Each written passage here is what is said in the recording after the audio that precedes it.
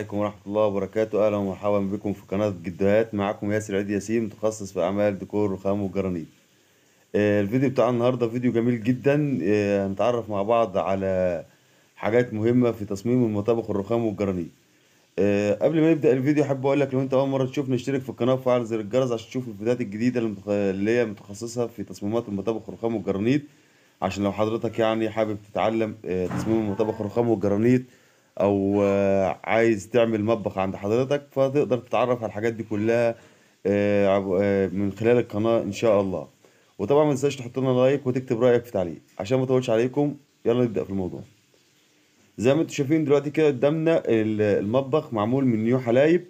وان شاء الله زي ما قلت لكم قبل كده في البث المباشر ان احنا هنعمل سلسلة عن جميع انواع الرخام والجرانيت عشان نقدر نتعرف عليه ونتعرف على اشكاله ونتعرف على مميزاته وعيوبه. ده طبعا فرع النور ده اللي هو كان هدية، اللي احنا كنا عارضين عنها برضو لأي شغل قبل رمضان. طبعا شغل كتير عملناه وكل واحد خد هديته، ولكن للأسف ما بنصورش عشان كان في زنقة في الشغل وبتاع، فما كناش بنعرف ان احنا نصور طبعا. والمطبخ بتاع النهارده ده ما صورناش اثناء التركيب وكده عشان برضو الضغط اللي احنا كنا فيه.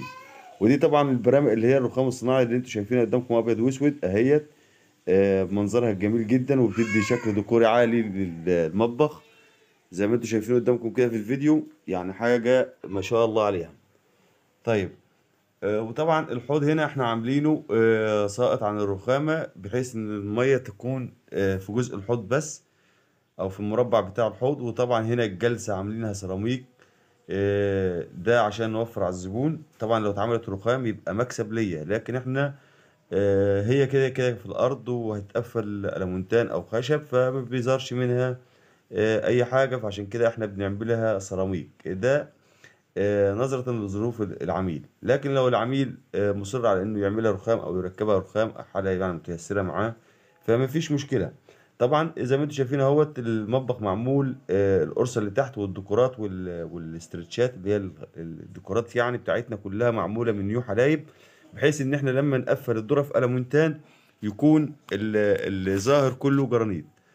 طبعا وعاملين القايم من فوق من هنا جرانيت والقايم من هنا جرانيت، ده حسب طلب العميل.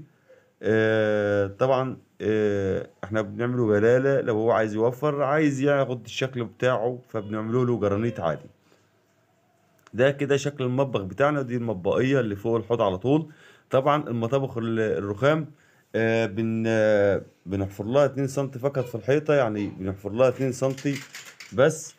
والاتنين سنتي دول كفيلة ان هي تشيل المطبخ بتاعنا كله مهما كان وزنه مهما كان حجمه.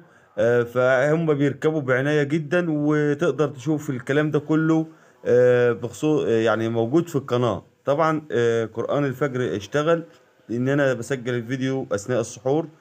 كل عام وانتم بخير. فطبعا كده انا كفاية كده اللي احنا اتكلمناه، وان شاء الله هيكون في معلومات وفيرة جدا. انا اعذروني ما قدرتش اكمل الفيديو ده بسبب قرآن الفجر ان شاء الله. كل عام وانتم بخير بمناسبة شهر رمضان الكريم. ونختم الفيديو بتاعنا وشكرا والسلام عليكم ورحمة الله.